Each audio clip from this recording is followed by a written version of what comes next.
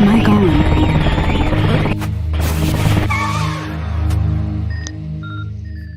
Mic off.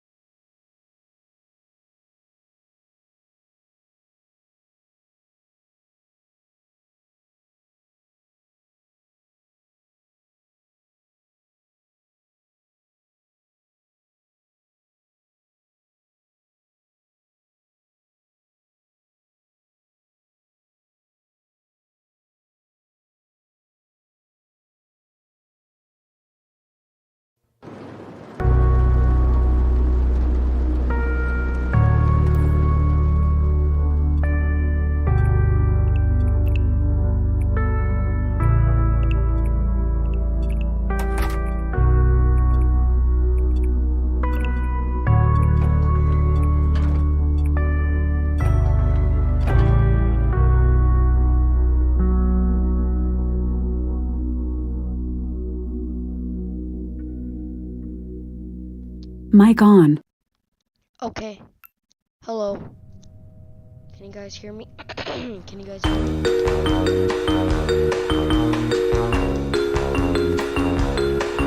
Can you guys hear me?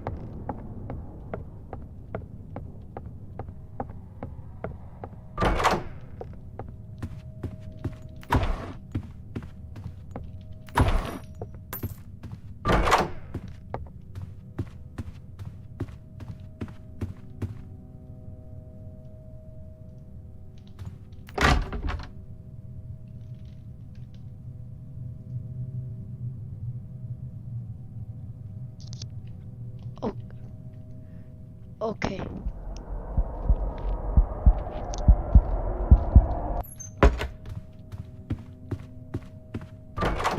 Can you guys hear me? I'm losing my voice right now.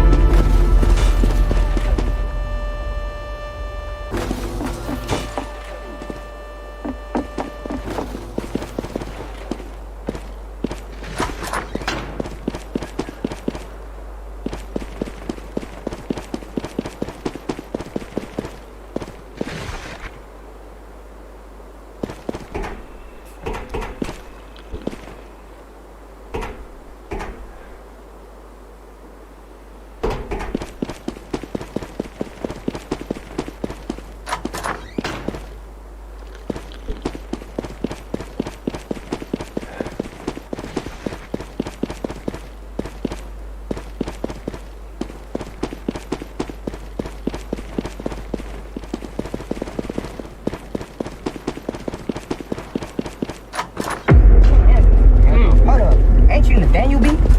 What is You it? can't handle me. Hold up. Ain't you Nathaniel B? What is it? You can't handle me. Hold up. Ain't you Nathaniel?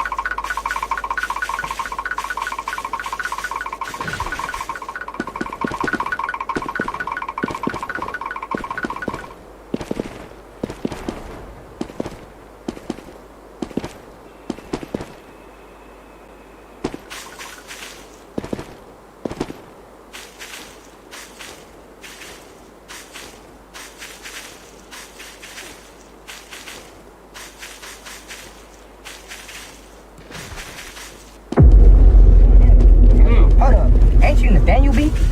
What is it? You can't handle me. Hold up. Ain't you Nathaniel B?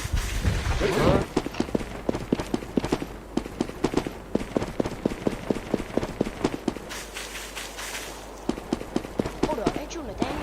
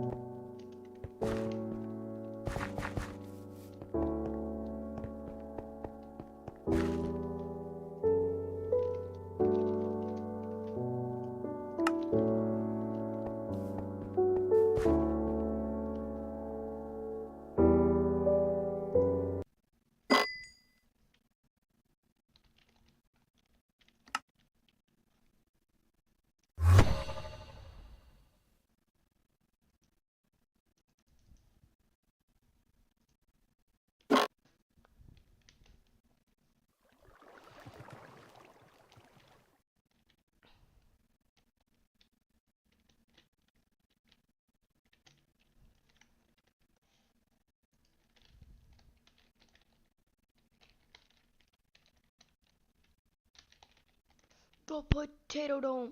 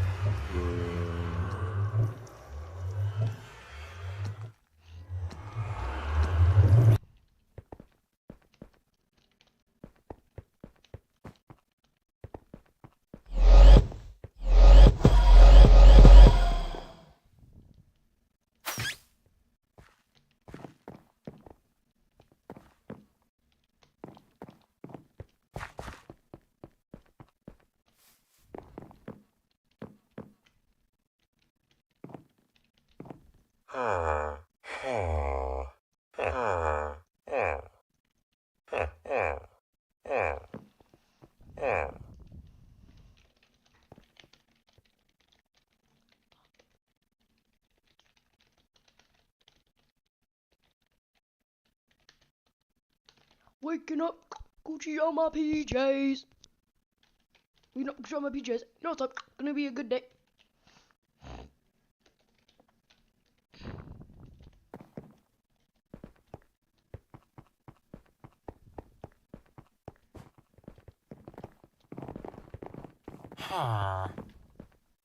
Damn.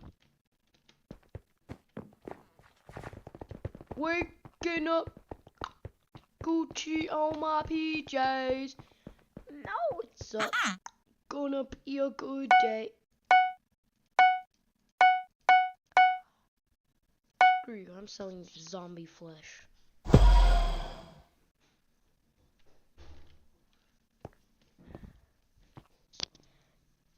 No. Dude, I'm gonna get freaking demonetized if I do that. Anyway, it's not Friday.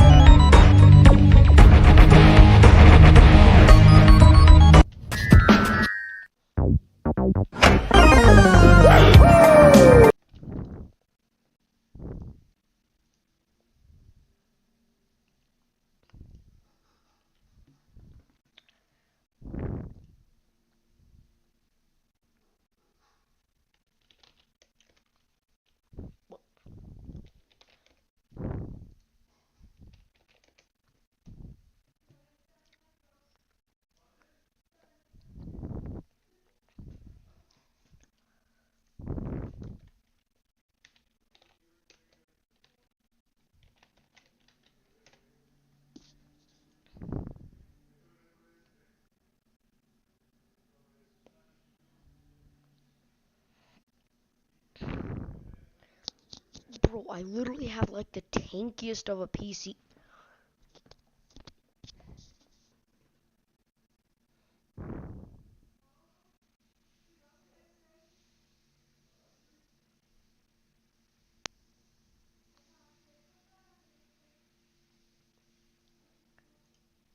Hey everyone, you should read the Bible. It said don't do drugs and don't get. Bro!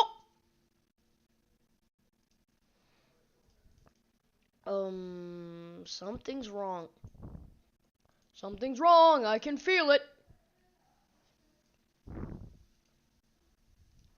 Something's wrong, I can feel it. Bro, what?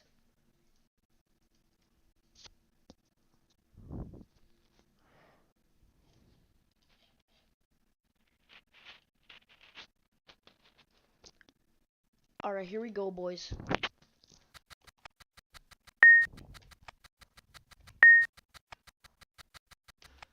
I think using a mechanical keyboard to play Snake 3D is a bit overboard.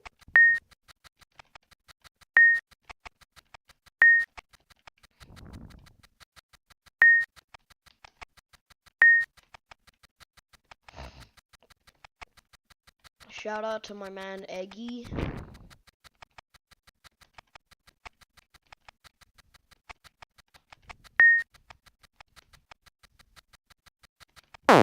Bro!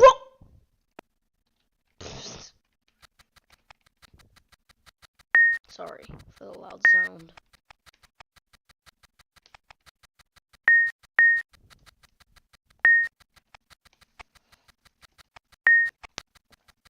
I actually think it's harder with a mechanical keyboard.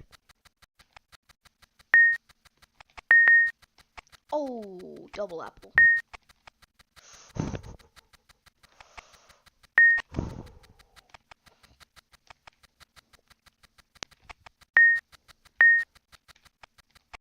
Too leggy. Again!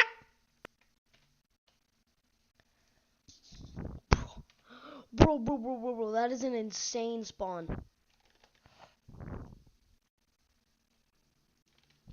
Yes. I'm here.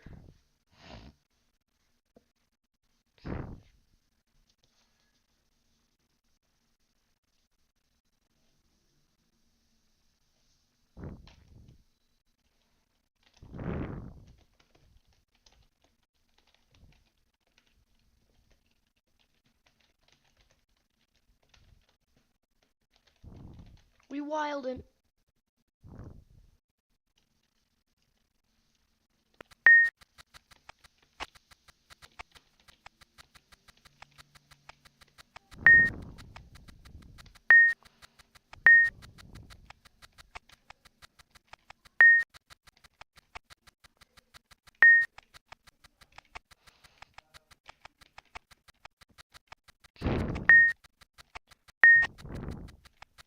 Tell Eggy he's scared of palm oil and he knows it.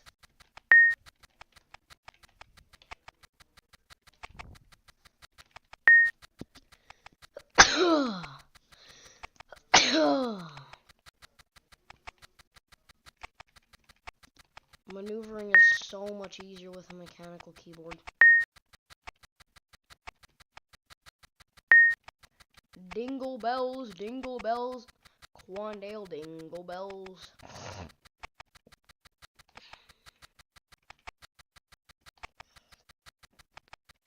Get cubed. No, man, got cubed. No way. Ain't no way. Oh, I just boxed myself. Please maneuver, save me. Please maneuver. That was so close to being boxed. Day and night.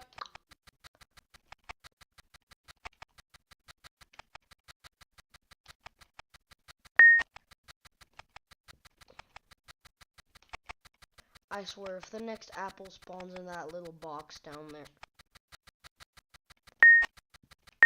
Oh, that wasn't too bad of a spawn.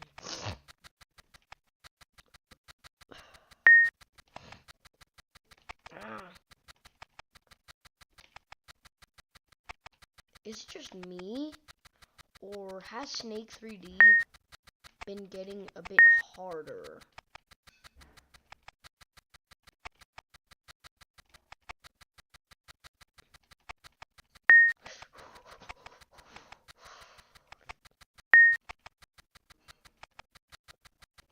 Oh.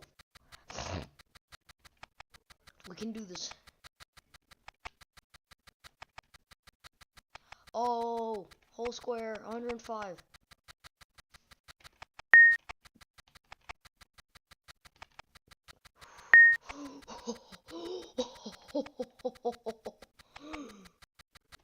Oh, no, bro. 113, that's not bad.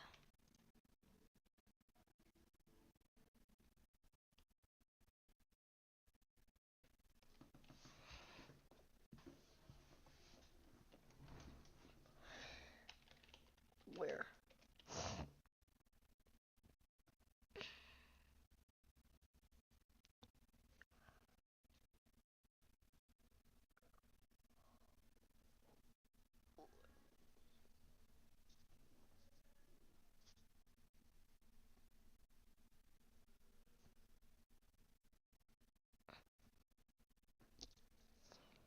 Now I kind of understand why.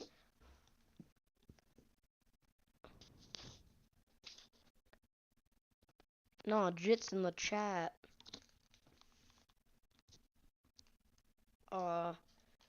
209.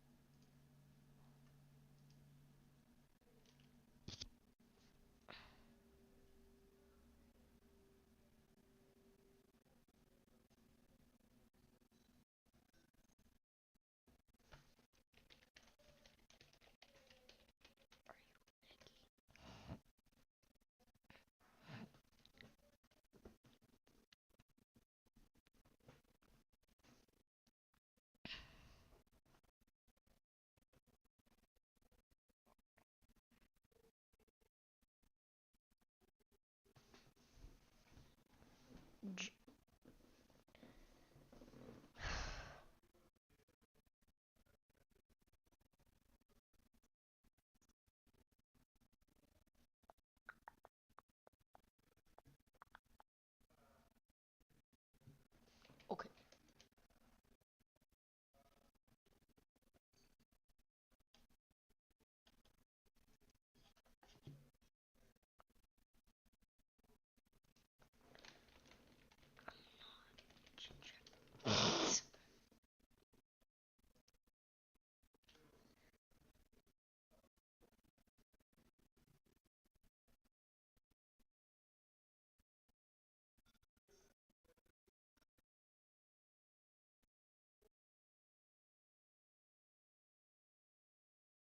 You want me to react?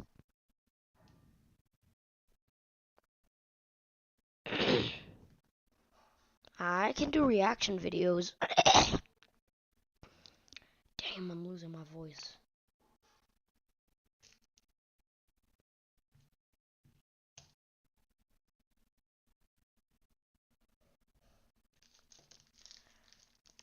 Uh,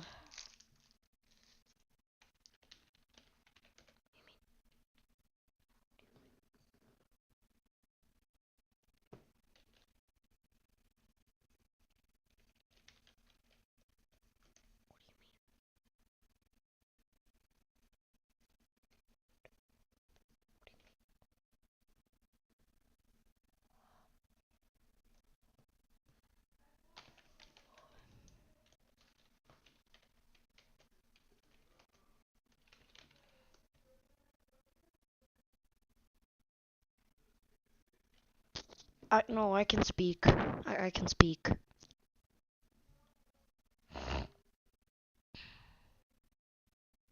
American Sign Language React, since you cannot speak, haha, JK. Just blink if you like something, haha. Shout out to my boy Jit.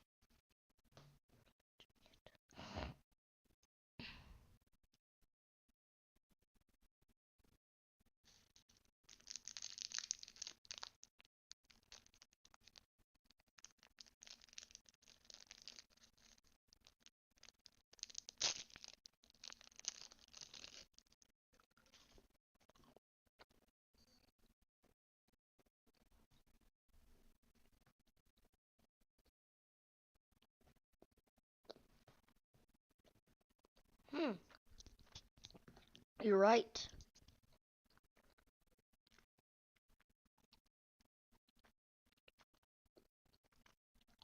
So, what exactly do you guys want me to do?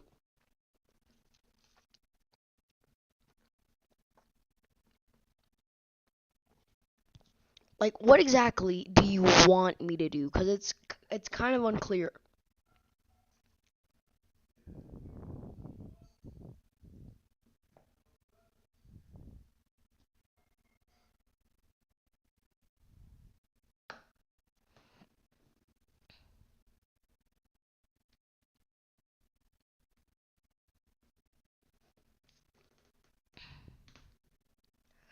Um, Areli. Like, what exactly do you mean by react to YouTube? Like, what exactly do you mean?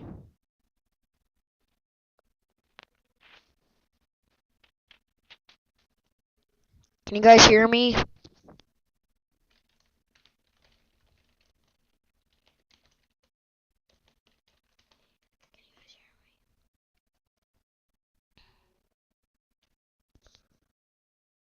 Waking up, control my PJs. You know it's gonna be a good day. Waking up, Gucci on my PJ. No, it's gonna be a good day. Waking up, Gucci on my PJ.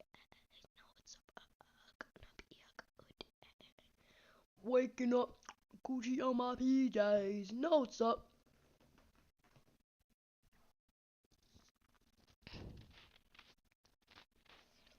Oh, okay, I can react to oversimplified, but it's not that fun since I've already seen all their vids.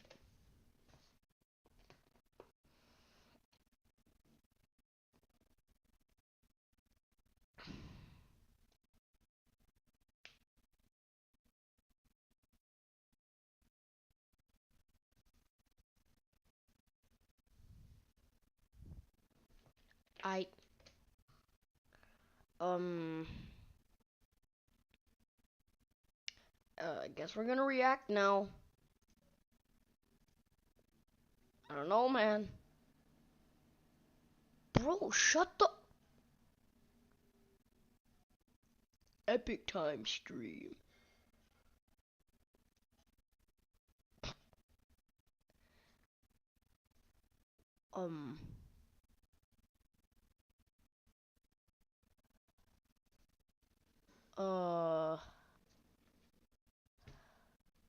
What is it? What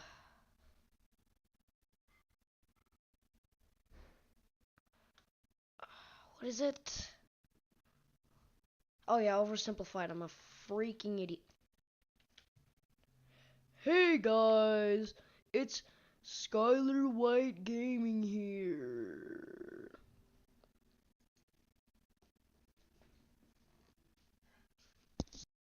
Mic off. Mic on. Mic off. Mic on. Alright, so which one?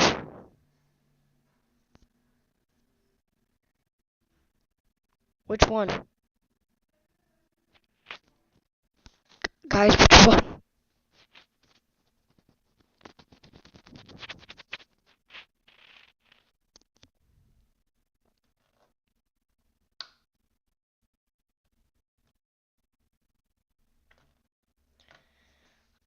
What?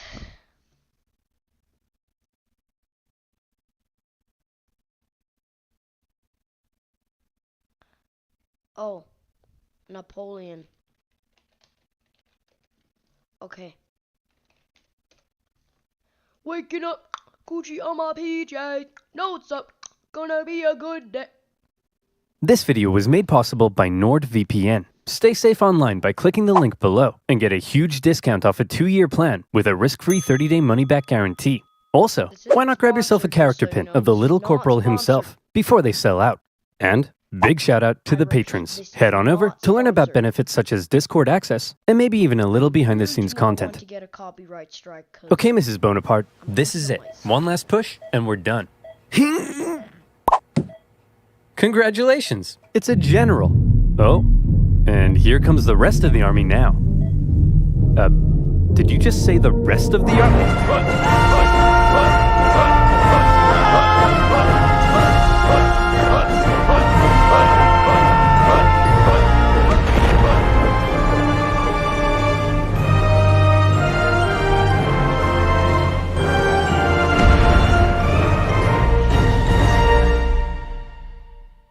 History is full of great conquerors, many with very impressive origin stories. For example, Alexander the Great was the son of a king. Julius Caesar came from an aristocratic family that descended from a goddess. Great conquerors don't usually come from relatively insignificant families living on impoverished islands. But as it just so happens, that is where our story begins. In the early 18th century, the island of Corsica was a part of the Republic of Genoa until one day Corsica said, "Hey, we're declaring independence and it's probably not worth your time to try and stop us." So Genoa said, "You're right, it isn't worth their time. Hey France, you want to buy this island?" And France said, "Sure thing." And thus, Corsica became France, just in time for Napoleon to be born French. Many Corsicans didn't appreciate their new conquerors, however, and from an early age, Napoleon developed some fairly anti-French sentiments. Napoleon's dad, however, quickly embraced his new French overlords, which created some tension between dad and son. Ooh, look at me. I'm dad. I wear powdered wigs and silver-buckled shoes, and I'm a traitor to the Corsican people. Go to your room, Napoleon. No, you go to your room, Dad. Okay. On the other hand, Napoleon adored his mother, who was definitely the disciplinarian of the family. And even though she would punish Napoleon severely, he kind of respected that. But Napoleon's parents wanted the best for their family. And since they were of very minor nobility, they were able to have Napoleon sent off to the shining lights and rat-infested sewage puddles of the big city. Napoleon went to military school in France. Okay, Napoleon, why don't you introduce yourself to your new classmates? Well, I'm Napoleon, and I hate all of you. Your farts smell like cheese, you can't pronounce the letter R, all you do is go on strike, and you call eggs oofs like a bunch of big dumb idiot dingleberries. Okay. Thanks, Napoleon. I hope you like being bullied. And bullied he was. They picked on him for his Corsican accent, his family's lack of wealth, and it probably didn't help that he also had a bit of a chip on his shoulder. But he could hold his own, and on an average day, might be found dishing out ratatouille sandwiches for breakfast. He spent much of his time alone, and he loved reading about the great conquerors of history. he learned about Julius Caesar, and he wondered if one day he too might have a pizza franchise named after him. He excelled at math and geography, and when he graduated at the age of 16, he was made second lieutenant in an artillery regiment. Now, second lieutenant might sound pretty sweet to a screw-up like you, but Napoleon had a little something called ambition. Stonks of it. And he wasn't content being just some junior officer. He wanted to rise the ranks. Unfortunately for him, that would be a little difficult. Well, Napoleon, I've reviewed your application. It's clear you're very skilled and would be a perfect fit for the promotion. And Simeon, you're just about the biggest idiot I've ever seen. Your test results suggest you have the mental aptitude of a senile earthworm, and in the part of the form where you list your experience, you seem to have drawn a picture of a gerbil giving birth to a shoe. But your dad is the Marquis de la Fufayette, so you get the job. French society was just too closed off. Positions were handed out based on nobility, not talent, and the young Napoleon probably felt stuck. Wouldn't it be nice if, say, a revolution came along and changed all of that? Well, what are the chances? The French Revolution is here. Bastille toppling, head chopping, king popping. The revolution promised to do away with the old social hierarchy and make everyone a little more equal. Napoleon may not have cared much for the violent mobs, but if it meant he could rise the ranks, he was in. He began fighting to defend the revolution. He put down a British-sponsored counter-revolution in Toulon and got promoted. He put down a royalist uprising in Paris and got promoted. And as his military prowess became more recognized, he was even given his very own army. It was astonishing progress for such a young man of humble origins, and Napoleon's wildest dreams were coming true. But Napoleon also believed he could increase his social status if he married an older rich lady. And so around this time, Napoleon went on the prowl. However, if some sources are to be believed, he was a verified creep. He reportedly had terrible luck with women, and most wanted nothing to do with him. Fortunately, he eventually met Josephine, an aging single mother who was deeply in debt and needed stability, so she agreed to marry him despite finding him intensely disgusting. Napoleon, you dirty dog, you've done it. Unbeknownst to Napoleon, however, Josephine had a bit of a promiscuous reputation. Hey Napoleon, I hear you're marrying Josephine. Boy, she sure is a great kisser. That's right. Hey, wait, what do you mean she's a great kisser? Hey Hugo, you hear Napoleon's marrying Josephine? Wow, she sure is a great kisser. Now hang on just a minute. Hey everyone, Napoleon's marrying Josephine. Oh yeah, she sure is a great kisser. She's real good at kissing. Wow, I'm pretty sure I kissed her just yesterday. Oh, for goodness sake, is there anyone here who hasn't kissed my wife? Yeah, you. As Napoleon fell madly in love with his new wife, she fell madly in love with a man named Hippolyte. It wouldn't be long, however, before Napoleon would leave home and go to war, because while France was having its revolution, tensions in Europe were rising. Hey Austria, you'll never guess what we just did. What's that, France? I got 2 words for you. Revolution. We totally just socked it to our monarchy. What? Dude, the rest of us are monarchies. You've just totally threatened the balance of power in Europe. Now we have to worry about our stinky peasants rising up against us. I mean, holy hell, your queen is... Okay, France, this is pretty awkward. And the rest of Europe is probably itching to give you a wedgie. But you're not ready for a war yet. So you gotta be cool, man. It's absolutely crucial that you say something to defuse the situation right now. Preposterous! I declare war. Sacre bleu! So France ended up at war with basically the rest of Europe, and the War of the First Coalition began. At first, France struggled, but then they started to do surprisingly well, and in many conquered territories, they began to establish sister republics, exporting their revolutionary ideas across Europe. In 1796, they planned a 3-pronged attack to take Vienna and knock Austria out of the war, with 2 magnificent armies in the north to kick ass, and Napoleon in the south as a bit of a diversion. For the first time, Napoleon would lead a military campaign. This was his chance to prove himself, to be somebody. And what a general he proved to be. The army he was given were demoralized, lacking equipment, and underpaid. But Napoleon galvanized them with inspirational speeches, and he took them into Italy. He was outnumbered, and his campaign was partially meant to be a sideshow, but he made it the main show. While the 2 northern armies were being held back, Napoleon made staggering progress. In a signature Napoleon move, he masterfully split his enemies into 2 and took them on separately, knocking Sardinia out of the war and putting the Austrians on the run. At the famous Battle of Lodi, he was in the fray, aiming the cannons himself, getting covered in mud, and earning the total respect of his men. They respected him so much that when he ordered an almost suicidal assault on the only bridge in town, his men threw themselves at it and took it despite fierce Austrian resistance.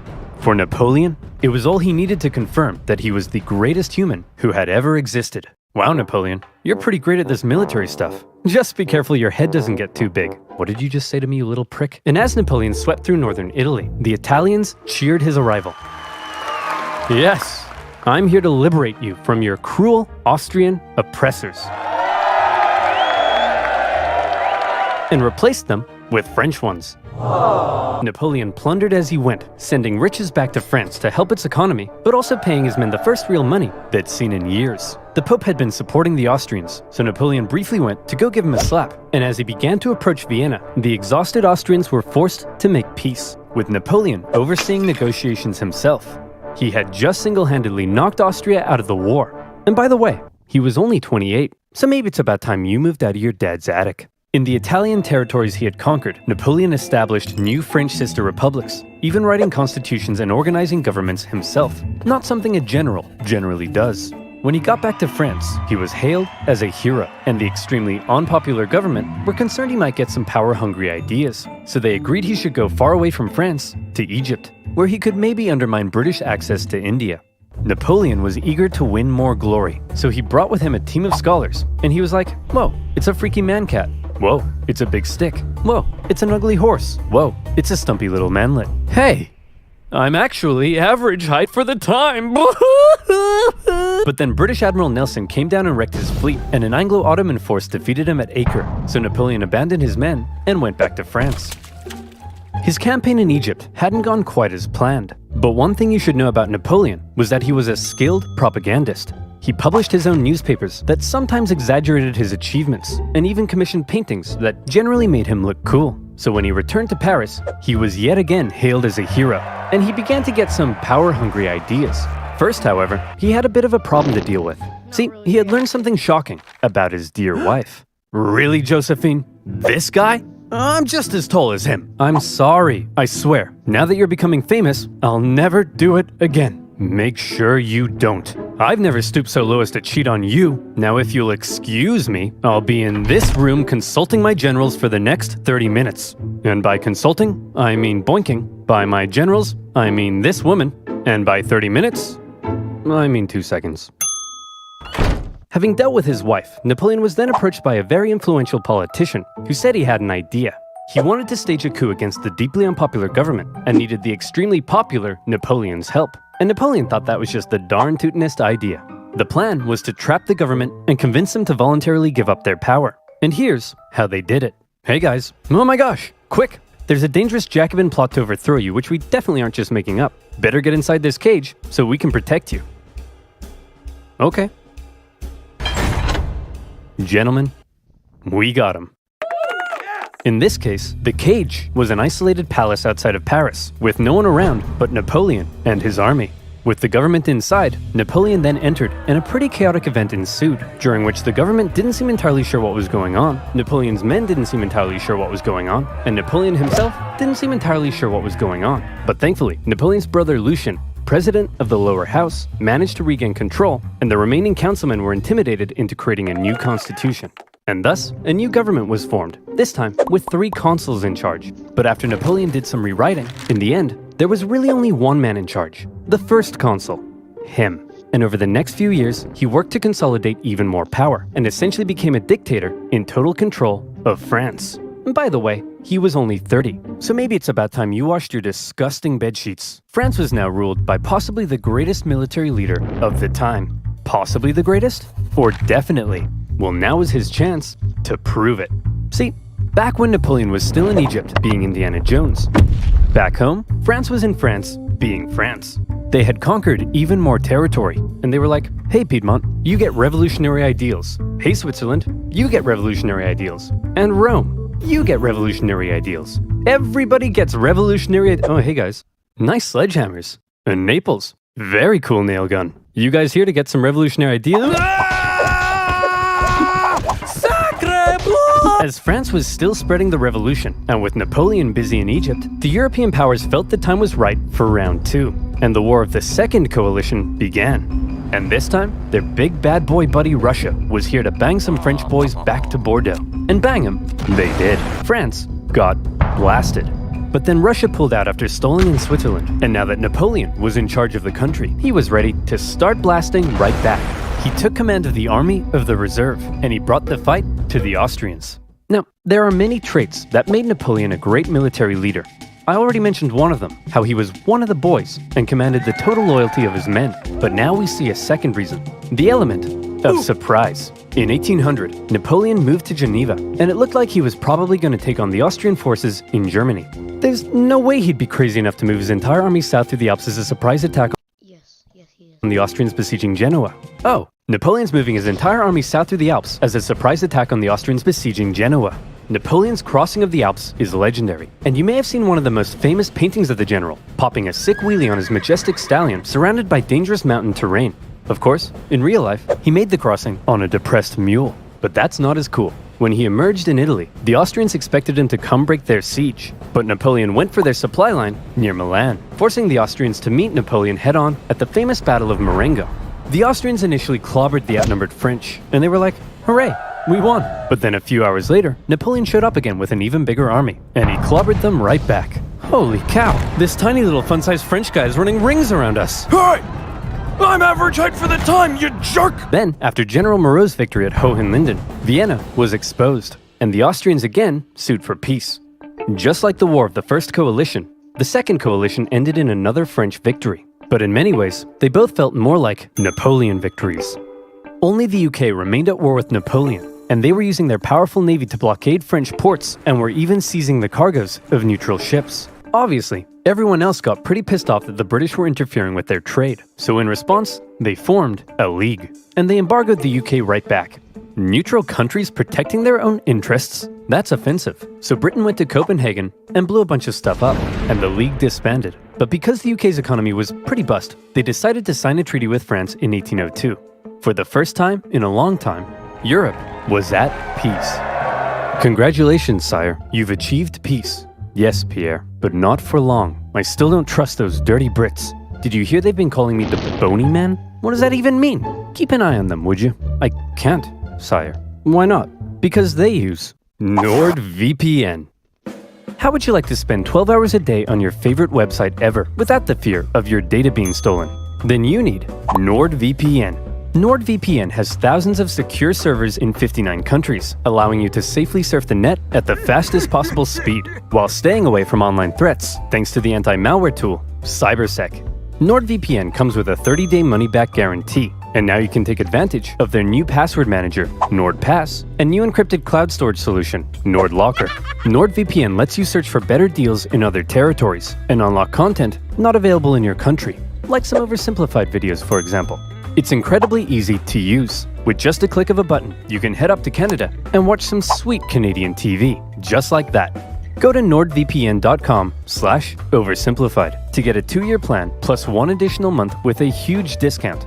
That's nordvpn.com/oversimplified. And as always, you'll be supporting my channel. So thank you. Now where were we? Oh yeah. Crossing the Alps, defeating the Austrians, and Europe at peace. What a meteoric rise it had been for the young Corsican. He had just taken charge of a nation that appeared to be losing a war and turned it all around, securing French gains in Europe. But there was now a big question. You see, throughout the chaotic French Revolution, French governments had struggled to keep the economy afloat. They often didn't have a whole lot of support, and they frequently came and went. Would Napoleon finally be the man who could stick around? Military victories were one thing, but could the general also govern? Spoiler alert. Yes. The economy's crumbling? Well then why don't you have yourself a new